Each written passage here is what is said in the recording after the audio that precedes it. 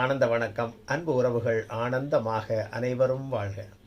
அன்பு சொந்தங்களே, நாம் தொடர்ந்து அரசியல்வாதிகளினுடைய ஜாதகங்களை ஆய்வு செய்து கொண்டு வருகிறோம். அடுத்து தேர்தல் வருகிறது. இந்த தேர்தல் காலகட்டத்திலே ஒவ்வொரு கட்சி தலைவர்களினுடைய ஜாதகமும் எப்படி இருக்கிறது என்பதை ஜோதிட ரீதியாக நாம் ஆய்வு செய்கிறோம். இதில் நமக்குன்னு விருப்பு வெறுப்போ கட்சி சார்போ கிடையாது. ஒரு அரசியல் கட்சி தலைவருடைய ஜாதகத்திலே கிரகங்களினுடைய நிலை, தசா புக்திகளின் நிலை, அதன் மூலமாக ஏற்படக்கூடிய பலன்களை மட்டுமே, ஜோதிட பலன்களை மட்டுமே நாம் ஆய்வு செய்கிறோம். அந்த வகையில் ஏற்கனவே இன்றைய முதலமைச்சர் ஐயா ஸ்டாலின் அவர்களுடைய ஜாதகத்தை ஆய்வு செய்திருக்கிறோம். முன்னாள் முதலமைச்சர் ஐயா எடப்பாடியார் அவர்களுடைய ஜாதகத்தை ஆய்வு செய்திருக்கிறோம். முன்னாள் முதலமைச்சர் ஐயா ஓபிஎஸ் அவர்களுடைய ஜாதகத்தை ஆய்வு செய்திருக்கிறோம். அந்த வரிசையிலே இன்றைக்கு அம்மா மக்கள் முன்னேற்ற கழகத்தினுடைய தலைவர் ஐயா டிடிவி அவர்களுடைய ஜாதகத்தை ஆய்வு செய்ய இருக்கிறோம். இப்பொழுது திரையிலே டிடிவி அவர்களுடைய ஜாதகம் தெரிகிறது. கன்னியா லக்னம், துலா ராசி. லக்னாதிபதியான புதன் பகவான் லக்னத்துக்கு கேந்திரத்திலே 4ஆம் இடத்திலே இருக்கிறார். அவரோடு சுக்கிரன், கேது, செவ்வாய் 4ஆம் இடத்திலே தனுசு மனையில் இருக்கிறார்கள். 2ஆம் இடத்திலே சந்திரன், 3ஆம் இடத்திலே சூரியன், 5ஆம் இடத்திலே சனி ஆட்சியாக இருக்கிறார். 7ஆம் இடத்திலே குரு ஆட்சியாக இருக்கிறார். 10லே ராகு இருக்கிறார். இது அவரது ஜாதகத்தின் நிலை. அவர் விசாக நட்சத்திரத்திலே பிறந்ததனால் பிறப்பு காலத்திலே இவருக்கு குரு தசை நடந்திருக்கிறது. விசாக நட்சத்திரம் 1ஆம் பாதத்திலே பிறந்ததனால் குரு தசை பெரும்பகுதி இருந்திருக்கிறது. அதாவது இவருக்கு 15 வயது வரை குரு தசையும் 15 வயதுக்கு அப்புறமாக யோக தசையான சனி தசை, ஏன்னா 5ஆம் இடத்திலே ஆட்சி பெற்ற புதனுக்கு நட்பு கிரகமான கன்னியா லக்னத்திற்கு யோக 5ஆம் அதிபதியான ஆட்சி பெற்ற சனியினுடைய தசை, கன்னியா லக்னத்துக்கு யோகாதிபதியான பஞ்சமாதிபதியான ஆட்சி பெற்ற சனியினுடைய தசை 34 வயது வரை நடைபெற்றிருக்கிறது. அதற்கடுத்து புதன் தசை, லக்னாதிபதி 10ஆம் அதிபதியாகி 4ஆம் இடத்திலே இருக்கக்கூடிய தனுசு மனையிலே இருக்கக்கூடிய 2, 9ஆம் அதிபதியான சுக்கிரனோடு, தனது உற்ற நண்பனான சுக்கிரனோடு இருக்கக்கூடிய புதனுடைய தசை யோக தசையாக இவரது 34 வயதிலிருந்து ஏறக்குறைய 2014 வரை புதன் தசை நடைபெற்றிருக்கிறது.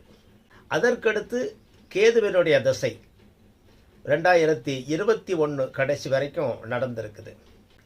இப்போ கேது தசைக்கு அடுத்து இப்பொழுது சுக்கிர தசை நடப்பில் இருக்கிறது. இந்த சுக்கிரன் 2, 9க்கு அதிபதி, குருவினுடைய வீடான தனுசு மனையிலே 4ஆம் இடத்திலே கேந்திரத்தில் இருக்கிறார். லக்னாதிபதியோடு இருக்கிறார், கேதுவோடு இணைந்திருக்கிறார். அதே நேரத்திலே 3, 8க்குடையவனான எதிரி கிரகமான செவ்வாயோடும் இணைவில் இருக்கிறார். இதில் நெருங்கிய இணைவு அப்படின்னா சுக்கிரன் 23 டிகிரியிலையும், கேது 19 டிகிரியிலையும், புதன் 15 டிகிரியிலையும் இருக்கிறப்ப சுக்கிரன், கேது, புதன் நெருங்கிய இணைவிலும், செவ்வாய் கொஞ்சம் தள்ளி 12 டிகிரியில் இருக்கார். அதாவது ஒரு 11 டிகிரி வித்தியாசத்தில் செவ்வாய் இருக்கிறார். இருந்தாலும் அஷ்டமாதிபதி சுக்கிரன் புதனுக்கு எதிரி கிரகம், அவர்களோடு தான் இணைஞ்சிருக்கிறாங்க. இருந்தாலும் ஒரு ஆறுதல் என்ன அப்படின்னா, இவங்க எல்லாரும் இருக்கிறது முழுமுதற் சுபரான குருவினுடைய வீடு. இப்போ குரு பகவானுடைய திரிகோண வீடான தனுசு மனையில் இருக்கிறதுனால என்னதான் இருந்தாலும் அவங்க இருக்கிற ஸ்தானம் நல்ல ஸ்தானம். சரி, இவருக்கு அரசியல் தொடர்பு எப்படி வந்துச்சு? ஏன்னா ஒரு அரசாங்க அரசியல் தொடர்பு வரணும் அப்படின்னா, அரச யோகம் ஒருவருக்கு கிடைக்கணும் அப்படின்னா சிம்மம், சிம்மாதிபதி பலமாக இருக்கணும். அதனோடு 10ஆம் இடம் 10ஆம் அதிபதிகள் தொடர்பில் இருக்கணும். நாம் ஏற்கனவே அரச யோக விதிகள்னு சொல்லியிருக்கிறோம். அதோட அதிகார கிரகமான செவ்வாய் நல்லா இருக்கணும், மேஷம், விருட்சிகம் நல்லா இருக்கணும். ஏன்னா ஒருவர் தலைவராக இருக்கணும் அப்படின்னா அவருக்கு கீழே இருக்கக்கூடிய தளபதிகள்னு சொல்லக்கூடிய செவ்வாய். அப்போ அரண்மனை நல்லா இருக்கணும்னா சிம்மம் நல்லா இருக்கணும், அரசன் நல்லா இருக்கணும்னா சூரியன் நல்லா இருக்கணும், தளபதிகள் நல்லா இருக்கணும் அப்படின்னா செவ்வாய் நல்லா இருக்கணும். அந்த தளபதிகளினுடைய வீடான மேஷம், விருட்சிகம் நல்லா இருக்கணும். இதெல்லாம் பலம் பெற்றிருந்தால் ஒருவர் அரசனாக இருக்க முடியும். அந்த வகையில் இவருக்கு சூரியன் 12ஆம் அதிபதி, ஆனால் 3ஆம் இடத்துல மறைஞ்சிருக்கிறார். அதே நேரத்தில் செவ்வாய் நல்லா இருக்கிறார், ஏன்னா 4ஆம் வீட்டில் இருக்கிறார். சுக்கிரனோடு இணைவில் இருக்கிறார், தளபதி நல்லா இருக்கார். ஆனால் தலைவர் எப்படி இருக்கிறார்? சூரியன் 3ஆம் இடத்திலே இருந்தாலும் மறைவு ஸ்தானத்தில் இருந்தாலும் ஒரு கெட்டவன் கெட்டு போகணும். இந்த புதனுக்கு சூரியன் பெரிய எதிரி இல்லை அப்படின்னாலும் பெரிய நண்பரும் கிடையாது. அதே நேரத்தில் இந்த கன்னியா லக்கணத்திற்கு சூரியன் விரையாதிபதி, 12 அயன சயன போகாதிபதி, 12ஆம் அதிபதி. அப்போ விரயத்தை தரக்கூடிய சூரியன் அவர் நல்ல நிலையில் இருந்துச்சுன்னா அந்த ஆதிபத்தியம் விரயமாகும் இல்லையா? அவர் இருக்கக்கூடிய காரகங்கள், ஆதிபத்தியங்கள், அவர் இருக்கக்கூடிய இடம் சம்பந்தப்பட்ட விஷயம் விரயமாகும். அதே நேரத்தில் ஒரு மறைவு ஸ்தானாதிபதி இன்னொரு மறைவு ஸ்தானத்தில் இருக்கணும் அப்படின்ற விதிக்கிணங்க 12ஆம் அதிபதியான சூரியன் இங்கே 3ஆம் இடத்திலே மறைவு ஸ்தானத்தில் இருக்கார். அதே நேரத்தில் அந்த சூரியனுடைய காரகங்கள் கிடைக்கணும் அப்படின்னா, அவயோக கிரகத்தினுடைய யோக பலன் நடக்கணும் அப்படின்னா, அந்த அவயோக கிரகங்கள் 3, 11ஆம் இடங்களிலே நட்பு நிலையில் இருக்கின்ற பொழுது அந்த கிரகங்களினுடைய காரக நன்மை கிடைக்கும். அப்போ அந்த வகையிலே இந்த லக்கணத்துக்கு அவயோகத்தை கொடுக்கக்கூடிய சூரியன் 3ஆம் இடத்தில் இருக்கிறார். அதே நேரத்தில் அவர் இருக்கக்கூடிய வீடு சூரியனுக்கு நட்பு வீடான விருச்சிகமாகவும் இருக்கிறது, செவ்வாயுடைய வீடாகவும் இருக்கிறது. அதே நேரத்தில் இன்னொரு சுபகிரகமான நட்பு கிரகமான குருவினுடைய பார்வையும் இருக்கிறது. குரு 9ஆம் பார்வையாக சூரியனை பார்க்கிறார். அதுவும் குரு 16 டிகிரியில் இருக்கார், சூரியன் 26 டிகிரியில் இருக்கார். ஒரு 10 டிகிரிக்குள்ளே அவரது பார்வை முழுமையாக வந்து சூரியனை சுபப்படுத்துகிறார் குரு. இந்த சூரியன் 10ஆம் இடத்தோட 10ஆம் அதிபதியோட தொடர்பில் இருந்தால்தான் இவர் வந்து அரசு யோகத்துக்கு எம்எல்ஏ எம்பி ஆகியிருக்க முடியும். அந்த வகையிலே 3ஆம் இடத்தில் இருக்கக்கூடிய சூரியன் 26 டிகிரியில் இருக்கிறார். 10ஆம் அதிபதியான லக்னாதிபதியான புதன் தனுசிலே 15 டிகிரியில் தான் இருக்கிறார். வேறு வேறு வீடுகளில் இருந்தாலும் 20 டிகிரிக்குள்ளே இருக்கக்கூடிய கிரகங்களினுடைய அந்த தூரம் அது இணைவாகத்தான் கருத வேண்டும். அந்த வகையிலே சூரியன் 26 டிகிரி இருக்கார்னா 4 டிகிரியில் தான் விருச்சிகத்தில் இருக்கிறார். 15 டிகிரியில் புதன் இருக்கிறார் அப்படின்னா அதில் ஒரு 15 டிகிரி, இது ஒரு 4, 19 டிகிரி சூரியன் புதன் இணைவில் இருக்கிறாங்க. அந்த 10ஆம் அதிபதியோடு சூரியன் தொடர்பில் இருக்கும் பொழுது தான் ஜீவனாதிபதியோட ஜீவனகாரகன் ஜீவனஸ்தானாதிபதியான புதனோடு சூரியன் தொடர்பில் இருக்கும் பொழுதுதான் அந்த சூரியனுடைய காரகமான அரசாங்கத்தின் மூலமாக அரசின் மூலமாக ஜீவனம் நடக்கக்கூடிய ஒரு லாபம் கிடைக்கக்கூடிய நிலை இருக்கும். அந்த வகையிலே சூரியன் புதன் இணைவில் இருக்கிறார்கள். அதே சூரியனோட அதிகார கிரகமான செவ்வாயும் இணைவில் தான் இருக்குது. ஏன்னா செவ்வாய் வந்து 12 டிகிரியில் இருக்கார், சூரியன் 26 டிகிரியில் தான் இருக்கார், இணைவில் இருக்குது. அதே சூரியனோட கேது இணைவில் இல்லை, ஏன்னா கேது 19 டிகிரியில் இருக்கார். ஏன்னா சூரியனுக்கும் கேது 19 டிகிரியில் இருக்கார், சூரியன் 26 டிகிரியில் இருக்கிறார். கேதுவுக்கும் சூரியனுக்கும் இணைவு கிடையாது, 23 டிகிரிக்கு அப்பால் விலகி இருக்கிறாங்க. சுக்கிரன் 23 டிகிரியில் தான் இருக்கிறார், அந்த எண்டில் இருக்கிறார், இணைவிலே கிடையாது. அப்போ சூரியன் 10ஆம் அதிபதியான புதனோடு இணைவில் இருக்கிறார். அதே நேரத்தில் அவரது நண்பரான செவ்வாயோடும் இணைவில் இருக்கிறார். 2 தனித்தனி வீடாக இருந்தாலும் இணைவில் இருக்கிறார். அப்போ சூரியன் 10ஆம் அதிபதியோட தொடர்பில் இருந்ததால தான் இவர் எம்எல்ஏவாகவும் எம்பியாகவும் அரசியல்வாதியாகவும் ஒரு கட்சியினுடைய தலைவராகவும் இருக்க முடிந்தது.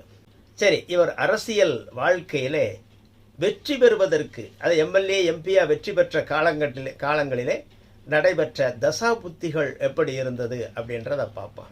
டிடிவி அவர்கள் முதல் முறையாக 1999ஆம் ஆண்டு பெரியகுளம் நாடாளுமன்ற உறுப்பினராக தேர்ந்தெடுக்கப்படுகிறார்.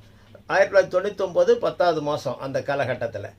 அப்போ அந்த காலகட்டத்தில் இவருக்கு நடைபெற்ற தசை புதன் தசை. அப்போ புதன் தசையிலே புதன் புத்தி காலகட்டத்திலே இவர் முதல் முறையாக நாடாளுமன்றத்திற்கு தேர்ந்தெடுக்கப்படுகிறார். புதன் லக்னாதிபதி, அதே நேரத்திலே 10ஆம் அதிபதி. அந்த புதன் சிம்மாதிபதியான சூரியனோடு தொடர்பில் இருக்கிறார். ஏற்கனவே சொன்னது போல புதன் 15 டிகிரியில், சூரியன் 26 டிகிரியில், 2 பேருமே 19 டிகிரி வேறு வேறு வீட்டில் இருந்தாலும் இணைவில் இருக்கிறார்கள். அதே நேரத்தில் அந்த சூரியனுக்கு குருவினுடைய பார்வையும் இருக்கிறது. அதனால தான் இந்த புதன் தசை புதன் புத்தியிலே சூரியனோடு இணைவில் இருக்கக்கூடிய, சிம்மாதிபதியோடு இணைவில் இருக்கக்கூடிய புதன் தசை புதன் புத்தியிலே, அது லக்னாதிபதி புத்தியாகவும் இருந்துச்சு. அது லக்னாதிபதி தசையாகவும் இருந்துச்சு. அதே நேரத்திலே 10ஆம் அதிபதி தசையாகவும் இருந்தது. சூரியனோட இணைவிலும் இருந்ததுனால அந்த புதன் சுக்கிரனோட இணைவில் இருந்ததாலையும் இவர் முதல் முறையாக வெற்றி பெற்றார். அதே நேரத்திலே அந்த புதனுக்கு ஆகாத எதிரியான செவ்வாயினுடைய இணைவும் இருந்தது. இருந்தாலும் சுக்கிரனும் இணைவில் இருந்ததுனால செவ்வாயினுடைய பாதிப்பு பெரிய அளவிற்கு இல்லை. இவர் நாடாளுமன்ற உறுப்பினராக தேர்ந்தெடுக்கப்பட்டார். எம்பியா ஜெயிக்கிறார். அதற்கடுத்து 99லேருந்து 2004 வரைக்கும் எம்பியாக இருக்கிறார். அதற்கடுத்து 2004 ஏப்ரல் மே மாத காலகட்டத்தில் நடந்த நாடாளுமன்ற தேர்தலிலே தோல்வி அடைகிறார்.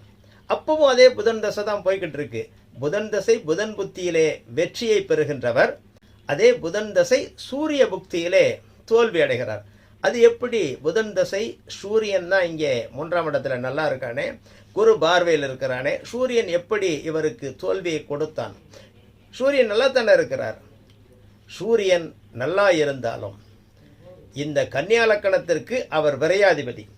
அதே நேரத்திலே அவர் 3ஆம் இடத்திலே இருக்கக்கூடிய யோகத்தையும் செய்யக்கூடிய நிலையிலும் இருக்கிறார். இந்த புதனும் சூரியனும், சூரியனுக்கு 2ஆம் இடத்திலே புதனும், புதனுக்கு 12ஆம் இடத்திலே சூரியனும் இருந்த காரணத்தினாலும், அதே நேரத்திலே அந்த சூரியன் செவ்வாயோடு இணைவும் இருந்ததனால புதனுக்கு சூரியன் பெரிய ஒரு யோகத்தை தரமாட்டார் அப்படின்றதுனாலையும் இங்கே புதன் தசை சூரிய புக்தியிலே சூரியன் விரையாதிபதியாக வேலையை செய்தார்.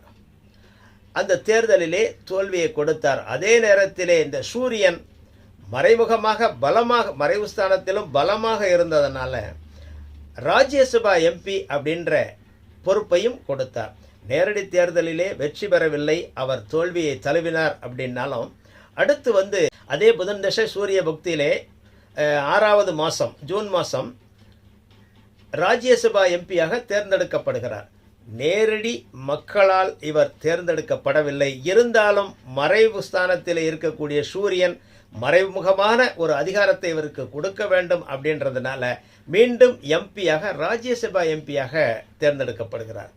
அப்போ 2004லிருந்து 2010 வரைக்கும் இவர் ராஜ்யசபா எம்பியாக இருக்கார். அதற்கடுத்து 2017 12வது மாதம் இவர் எம்எல்ஏவாக தேர்ந்தெடுக்கப்படுகிறார், சட்டமன்ற உறுப்பினராக. அந்த காலகட்டத்தில் இவருக்கு புதன் தசை முடிஞ்சு கேது தசை ஆரம்பிச்சிருக்கு.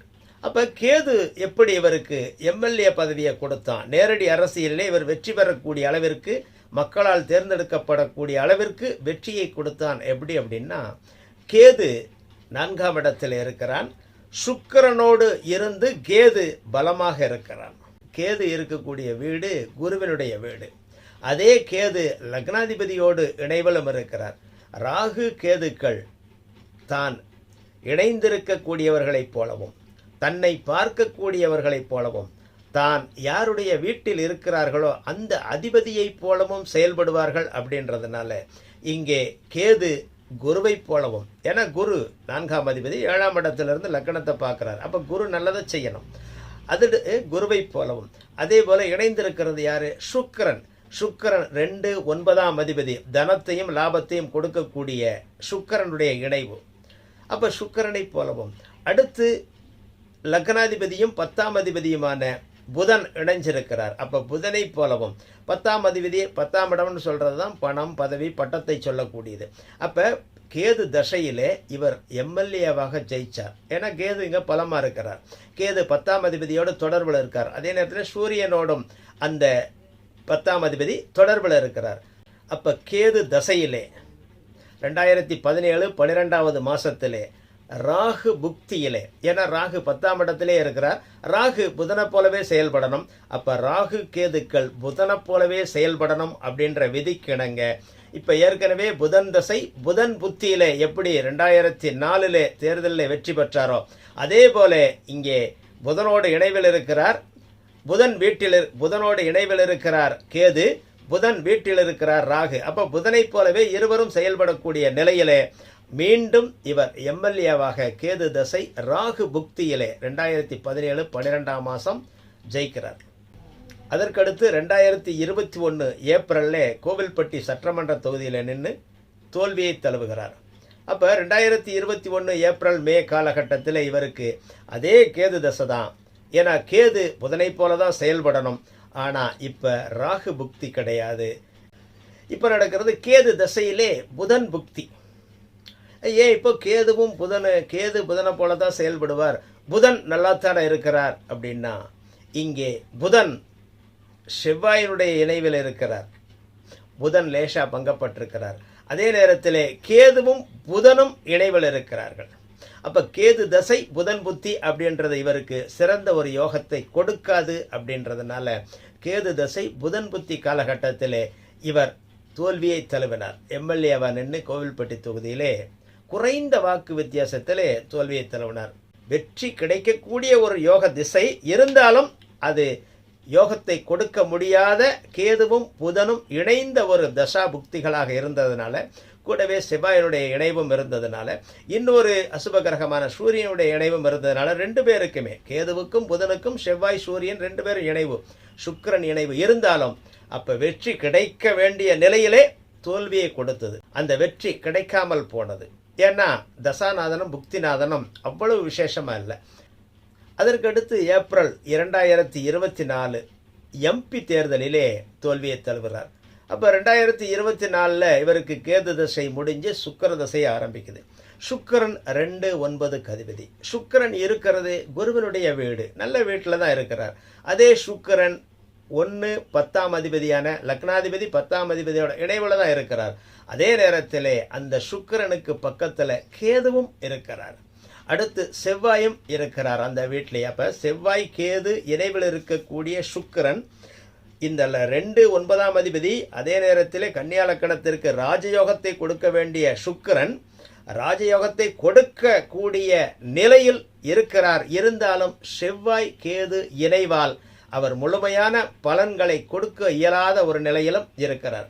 ஏன்னா சுக்கிரன் 2 பாவிகளினுடைய 2 பாவர்களினுடைய இணைவிலே இருக்கிறார். புதனோடு இணைவில் இருந்தாலும் கேதுவும் செவ்வாயும் இணைவில் இருக்கிறாங்க. அப்போ சுக்கிரன் ராஜயோகத்தை கொடுக்கணும், அதே நேரத்தில் இவர் கொடுக்க முடியாத நிலையில் இருக்கிறார். அப்போ கெடுப்பாரா, கெட்ட பலன்களை கொடுப்பாரானா? சுக்கிரன் கெட்ட பலனையும் கொடுக்க மாட்டார், நல்ல பலனையும் கொடுக்க மாட்டார். ஆவரேஜாக போய்கிட்டே இருக்கும். பெரிய யோகமும் இருக்காது, அதே நேரத்தில் பெரிய அவயோகமும் இருக்கக்கூட. ஏன்னா சுக்கிரன் அவயோகத்தை கொடுக்க கூட.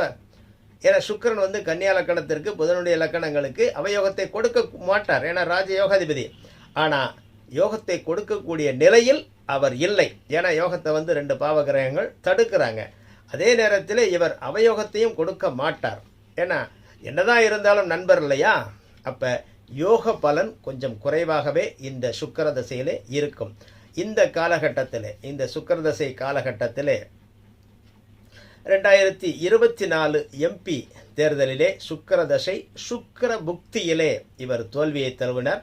அதே நேரத்தில் சுக்கிர தசை சுக்கிர புக்தி அப்படின்றது, ஏன்னா தசாநாதன் புக்திநாதன் 2 பேருமே செவ்வாய் கேது அப்படின்ற இணைவுக்குள்ளே இருந்துட்டாங்க. 2 பேருமே சுக்கிரன் தானே.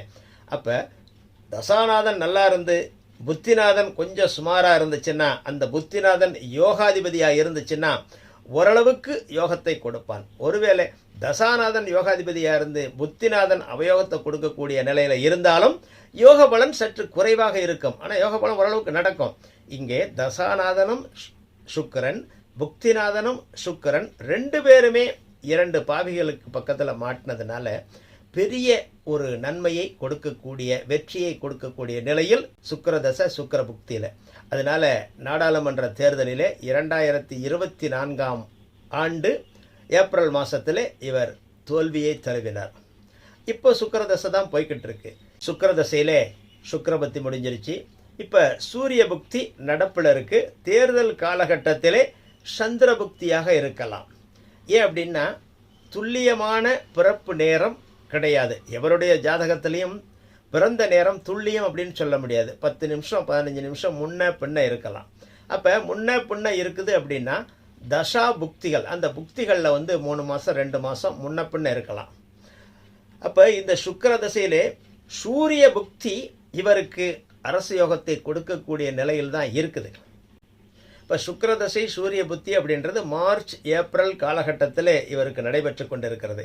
இந்த புக்தி ஒரு மாதம் முன்ன பின்ன இருக்கலாம். சுக்கிரதசை சூரிய புக்தி காலகட்டத்திலே தேர்தல் நடந்தால் இவருக்கு வெற்றி வரும்.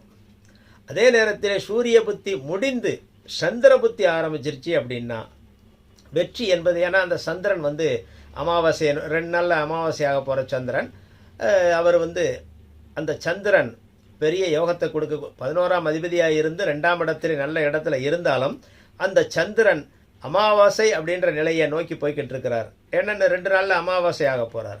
அதே நேரத்தில் அந்த சந்திரனுக்கு சுபக்கிரகங்களுடைய தொடர்பில் சனி தான் 10ஆம் பார்வையாக பார்க்குறார். அப்போ சனி பார்த்த சந்திரன் இருள் சந்திரனாகவும் இருக்கிறார்.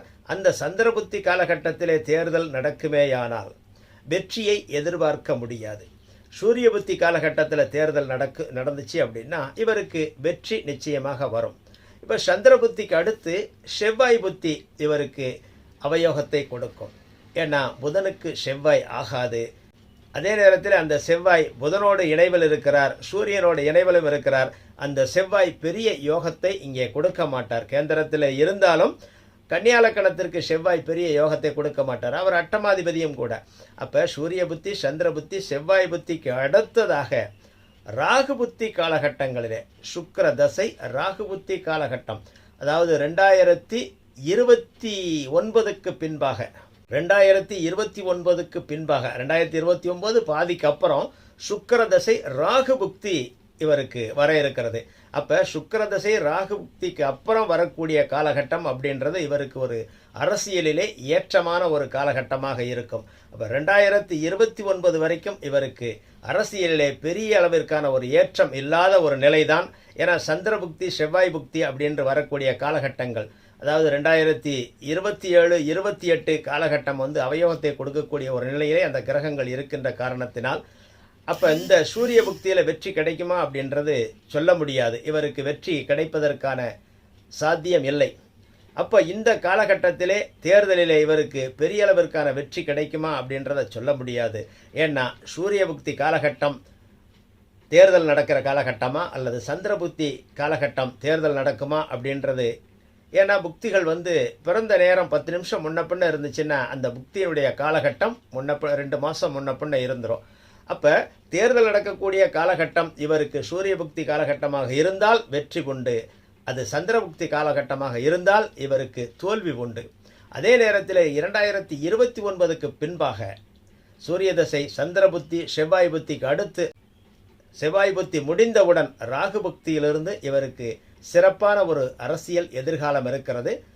அடுத்து ஒரு 5 ஆண்டு காலத்திற்கு இவருக்கு ஒரு வாய்ப்புகள் இருக்கிறது. அப்போ 2029 வரக்கூடிய எம்பி தேர்தல் இவருக்கு ஒரு சாதகமான ஒரு தேர்தலாக இருக்கும். இந்த 2026 நடக்கக்கூடிய தேர்தல் என்பது பெரிய அளவிற்கான சாதகமான தேர்தல் இல்லை. அதே நேரத்திலே பெரிய பாதகமும் தர இயலாத ஒரு நிலையில்தான் அந்த சுக்கிரன் இருக்கிறான் என்பதையும் நாம் கவனித்துக் கொள்ள வேண்டும். ஏன்னா 2 அதிபதி சாதகத்தையும் கொடுக்க மாட்டான், பாதகத்தையும் கொடுக்க மாட்டான். ஒருவேளை வெற்றியை தந்தாலும் அந்த வெற்றியினால் இவர் மந்திரியோ எதுவும் ஆக முடியாது, ஒரு சாதாரண நிலை தான் இருக்கும். 2029க்கு அப்புறம் இவருக்கு ஒரு சிறப்பான நிலை இருக்கிறது. 2026 29 வரைக்கும் ஒரு சுமாரான காலகட்டமாகவே இருக்கிறது. நன்றி உறவுகளே, மீண்டும் மற்றும் ஒரு ஜாதகத்தை ஆய்வு செய்வோம். தொடர்ந்து இணைந்திருங்கள். அன்பு உறவுகள் ஆனந்தமாக அனைவரும் வாழ்க.